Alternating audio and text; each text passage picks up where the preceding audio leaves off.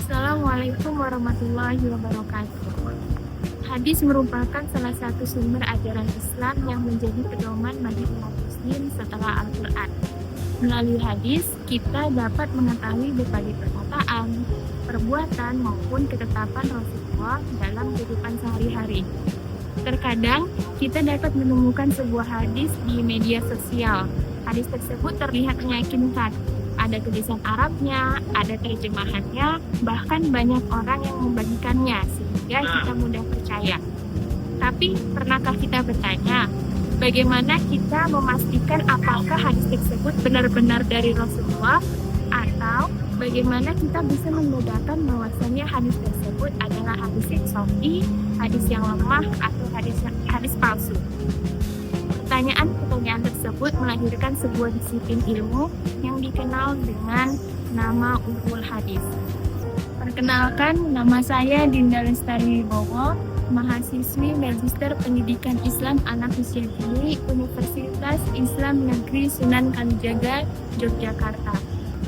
Pada video ini, saya akan membahas salah satu buku berjudul Reaktualisasi Ulumul Hadis karya Profesor Dr. Haja Matuma MPD yang diterbitkan pada tahun 2023.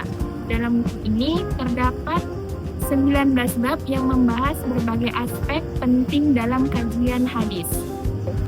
Melalui video ini, saya akan mengajak teman-teman untuk menjadi seorang detektif hadis. Kita akan melihat bagaimana para ulama memeriksa kualitas hadis, menelusuri para perawinya, memahami latar belakang kemunculannya, menyelesaikan hadis yang tampaknya bertentangan, hingga menyelidiki apakah hadis tersebut dapat dipercaya ataukah tidak. Ketika kita menjadi seorang detektif, hal yang pertama kita lakukan adalah mengumpulkan sebuah informasi awal. Begitu juga dengan hadis. Para ulama hadis tertentu melihat sebuah hadis dari kualitasnya. Dari sinilah muncul hadis sahih, hadis hasan, hadis dhaif, dan hadis maudhu.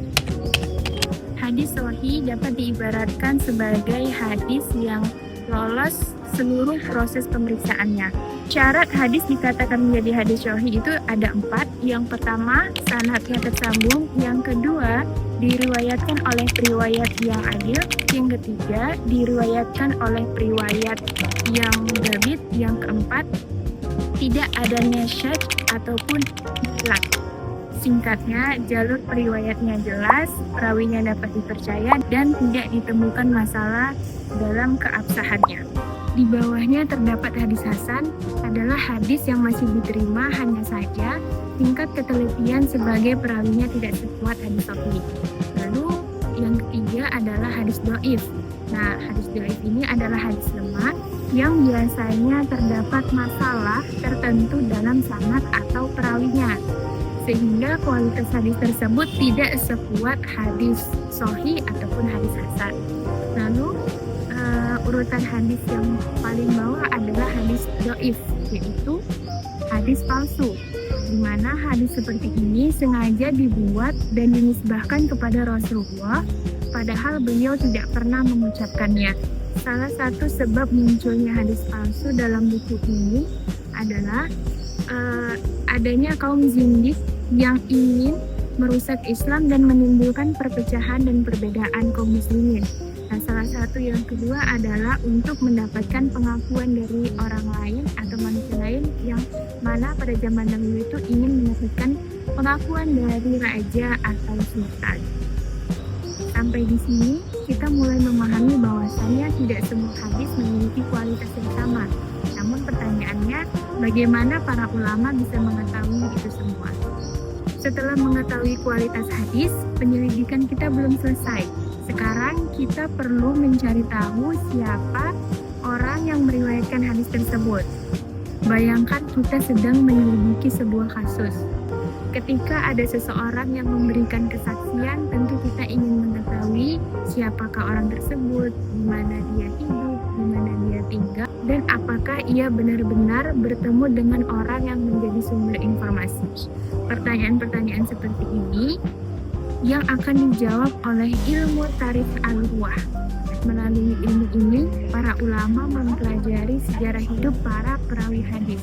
Mereka meneliti kapan perawi lahir, kapan wafat, siapa gurunya, siapa muridnya, hingga perjalanan yang pernah dilakukannya untuk mencari ilmu. Mengapa hal ini penting? Karena sebuah hadis tidak mungkin diterima jika ternyata salah satu perawinya tidak pernah bertemu dengan gurunya. Oleh sebab itu, sejarah hidup para perawi hadis menjadi bagian penting dalam penelitian sebuah hadis. Nah, setelah mengetahui identitas para perawi, penyelidikan belum selesai. Sekarang muncul pertanyaan yang tidak kalah penting. Apakah benar para perawi tersebut dapat dipercaya? Disinilah ilmu jar wa ta'dil berperan. Kalau diibaratkan, ilmu ini seperti proses pemeriksaan latar belakang seseorang. Para ulama berusaha mengetahui apakah seorang perawi tersebut dikenal jujur, kuat hafalannya, dan memiliki akhlak yang baik. Sebaliknya, jika seorang perawi tersebut dikenal sering pelupa, kurang teliti, atau bahkan tidak jujur, maka riwayat yang disampaikannya harus dikaji ulang. Menariknya, para ulama melakukan proses ini dengan sangat rinci. Mereka tidak hanya memeriksa isi hadis, tetapi juga memeriksa orang-orang yang meriwayatkannya. Karena itulah, hadis-hadis yang sampai pada kita saat ini telah melewati proses seleksi yang sangat ketat. Nah, setelah sanad dan perawinya diteliti, ada satu hal lagi yang sangat penting. Mengapa hadis ini disampaikan oleh Rasulullah SAW? Sekarang, bayangkan kita membaca satu kalimat dari sebuah percakapan. Tanpa mengetahui situasinya, kita bisa saja salah dalam memahami kalimat tersebut. Hal ini juga berlaku dalam hadis. Karena itulah para ulama mengembangkan ilmu asbab an-nuzul, yaitu ilmu yang mempelajari latar belakang munculnya sebuah hadis. Kadang Rasulullah menyampaikan sebuah hadis karena jawaban dari pertanyaan para sahabat, kadang karena ada suatu peristiwa yang sedang terjadi, kadang pula sebagai solusi atas masalah yang dihadapi pada masyarakat saat itu. Dengan memahami konteks kemunculannya, kita dapat memahami sebuah hadis secara lebih tepat dan menghindari kesalahan dalam penafsiran. Jadi, seorang detektif hadis tidak hanya membaca isi teks hadis tersebut, tetapi juga berusaha memahami cerita yang ada di balik hadis tersebut. Lalu selanjutnya, dalam penyelidikan terkadang kita menemukan dua informasi yang terlihat berbeda. Apakah salah satunya pasti salah? Belum tentu. Hal serupa juga terjadi pada hadis. Ada beberapa hadis yang sekilas tampak bertentangan satu sama lain, namun ulama tidak langsung menolaknya. Mereka menggunakan ilmu muhtalil al-hadis untuk memahami dan menyelesaikan persoalan tersebut. Melalui ilmu ini, para ulama mencoba menggabungkan pemahaman kedua hadis, mencari konteks masing-masing atau menemukan hadis mana yang lebih kuat jika memang diperlukan.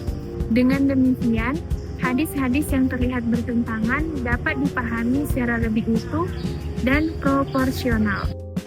Setelah mengikuti seluruh proses penyelidikan ini, kita dapat melihat bahwa menjaga keaslian sebuah hadis bukanlah pekerjaan yang sederhana.